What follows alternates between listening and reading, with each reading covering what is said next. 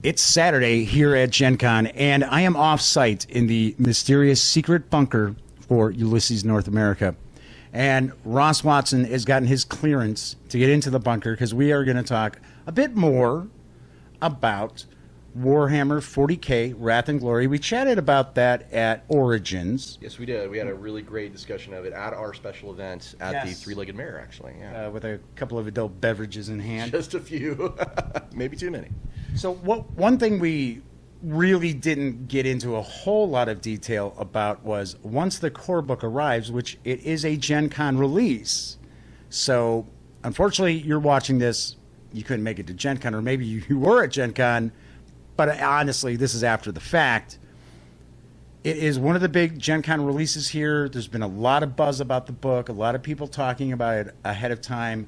I have seen how your stock has dwindled. This applies to their moving units, ladies and gents. What's coming after the core book? Because I know there's plenty of things planned, because there were things that were part of the big bundle as well. Right, yeah, the pre-order was quite a few items, but we didn't want to... This is why we only brought some of the stuff to Gen Con, because the pre-order guys deserve to get as all of it in one big show. Right. So what's coming is we're going to be starting to roll out, I think, in October to the retail chain. But we're going to have the core book, of course, which is already on sale. We've got the deluxe and limited editions of that. But even more, we've got GM screen, we've got some card packs, and Dark Tides. Dark Tides is something I'm really excited about. It's an adventure anthology. It's got 5 different adventures. They're all linked together, or you can run them individually. And it takes your characters through a really deep conspiracy that concerns the fate of an entire world, this world called Charybdis. It's an ocean planet. And it's under threat from within and without. So it's kind of exciting and cool. And then after that, we're going to have the starter set, which...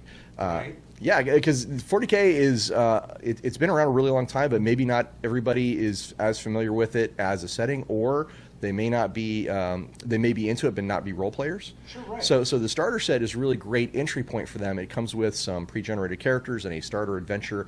A basic rule book is included, and we have some battle maps and tokens and dice. It's actually the only location you can get the special dice for Wrath and Glory in there, but you don't need them. I mean, D6s are all you need to play. See how tricky these guys are? You want those special custom dice?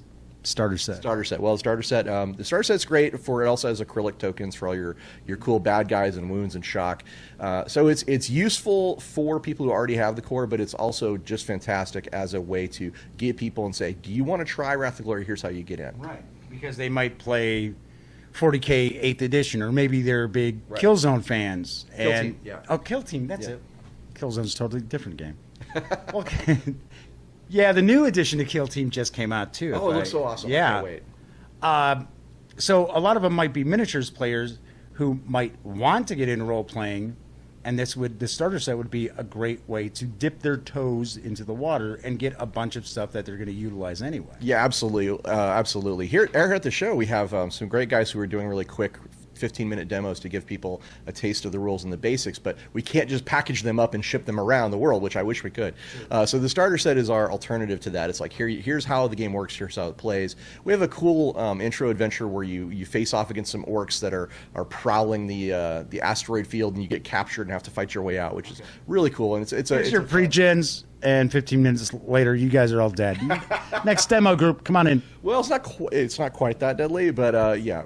It's probably negatively impact sales. Well, it works for some games, certainly. Some game masters out there would be like, "Yeah, there's some guys already who's like, that's the game I want to play." But no, for real, it's got a good adventure that actually has a lot of guidance for a new GM as well. It's like, here's where this character would shine. It's got like advice on this is where you would use this particular mechanic, and here's how it works. So it's helpful for a GM who's teaching people. And they don't want to dump all the info all at once. They'll play a little, teach a little, play a little, teach a little, that kind of thing. Okay.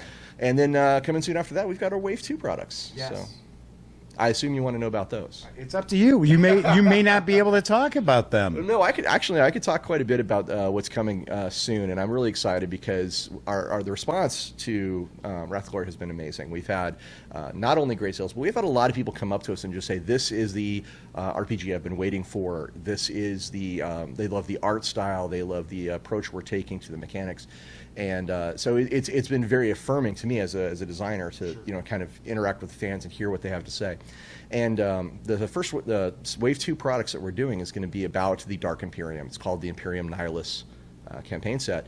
So it's got a lot of new player character options. We're going to be diving into a lot of Imperial focused things before we move on to like the aliens and other races that are part of 40K. And so there's a really cool linked set of adventures about the Dark Mechanicus, and some of it's written by Ben Counter, who's this really great author for the 40K novels that people are going to probably know that name and be like, oh, cool, I get to play in his world. And he was just thrilled. He's like, Dark Mechanicus, yes, I want to do this. And we're going to have a lot of expanded war gear and things like that too. So if you're like a player character who wants to do more Imperial stuff, that first Wave 2, our next launch for Wrath of Glory, that's going to be for you. And we are going to be talking a lot more about that probably in November. And will these be going to Kickstarter? Or are they just already in production? They're already in production. I think I don't know exactly how we're going to do the pre-sale on it, or if it's going to be the same or anything like that. It's kind of not my area, but right. I was just curious. Maybe you knew. I believe we are going to be doing something similar to what we did on the first, but I don't know for sure exactly. I don't know any details beyond what the products are. Forget this interview's over then. I mean, you can't answer my questions. Simple questions I'm asking you, Roz. I'm the creative guy, man. I don't do the sales stuff, but yeah, I don't sully myself with money. Yeah, well, I don't know if I'd go quite that far. I definitely get paid for what I do. But yeah, that's yeah. But that's pretty much where we're at. We have a lot of really cool stuff coming down the pipe, and next year will be Doom of the Eldar, which is going to be doing a lot of cool stuff with that particular alien race.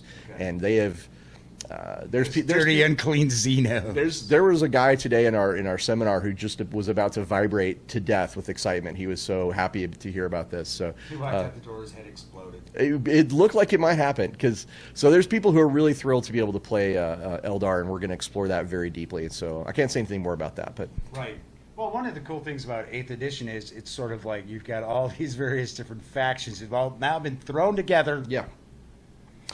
Yeah, the Dark Imperium is a place where desperate allies are really forced to work together because there's no other options really. There's under threat from all sides. So yeah, that's why we are setting our game there, is because it really allows for unusual groups of player characters to work together if you want to. As a game master with Wrath of Glory, you kind of build it your own way and create your own framework. But what we're presenting to you is kind of our default. Like, this is the way we are kind of building our setting and our characters, our NPCs around, is the idea that you're in the Dark Imperium protecting a particular system of planets. Right.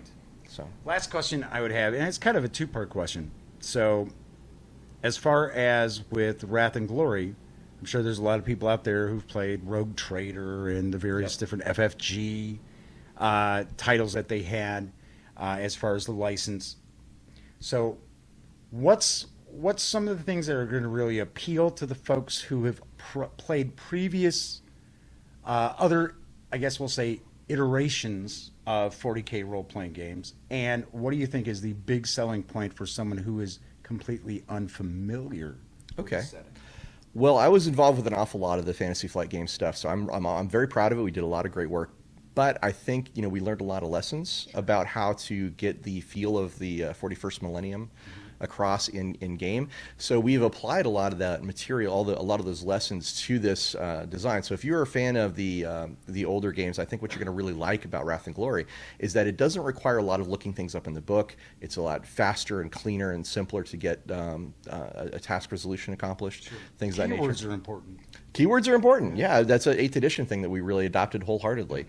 And so if you are new and you're just like, what is cool and special about Wrath of Glory, why should I play that? I would say we have a pretty unique D6 dice pool system that I don't think any other people have out there, and it's just kind of a cool way to engage with that universe of Warhammer 40,000. So that hasn't been done before. So yeah, crack wise, right? So it's this unique D6 system because there's only 5 sides to the deck. No. Well, there's really, I mean, you know, when you talk, I'm sure guys come on your show all the time talking about my system is unique and it's different from everything else.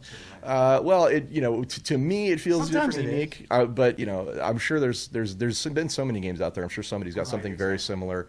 But nevertheless, I feel like this is a different way than a lot of people have taken a D6 dice pool. Let's put it that way.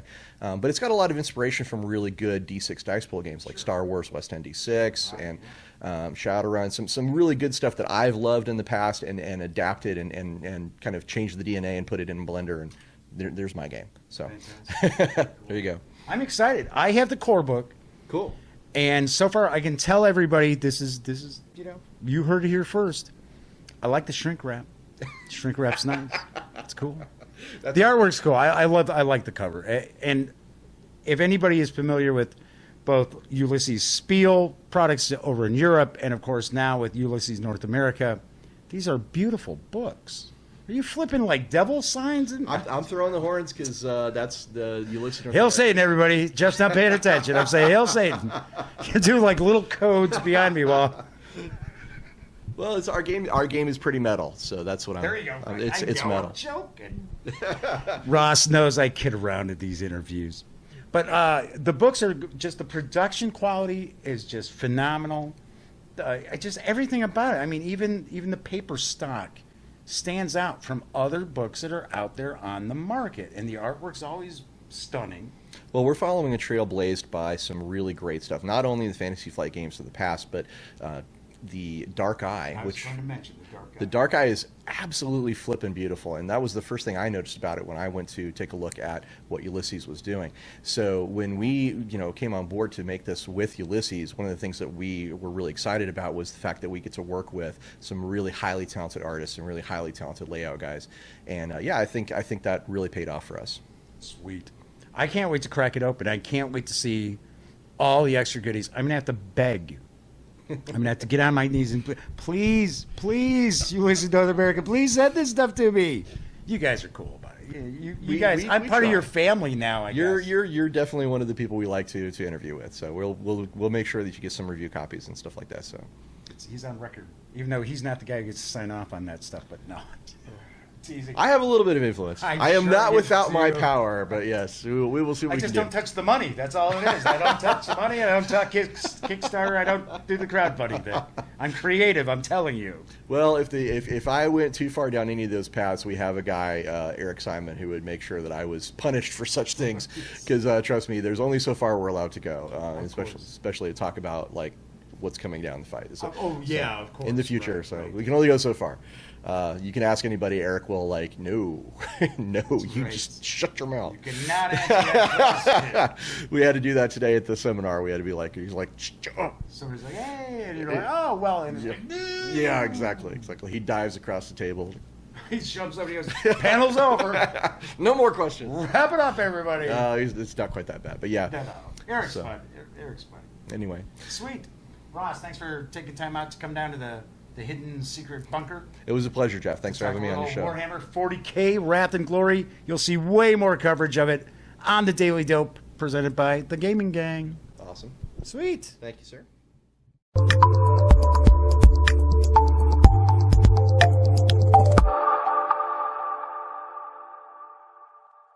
Thanks again for watching The Daily Dope, presented by The Gaming Gang. If you like this episode, be sure to give it a quick thumbs up. And if you dig the channel, please subscribe. If you'd like to check out our previous episode, click right here. And if you want to check out a somewhat randomly selected episode, give a click right down here. It'll be like opening a box of Cracker Jacks. You just don't know what you'll get. Once again, thanks for watching, and I'm Jeff McAleer.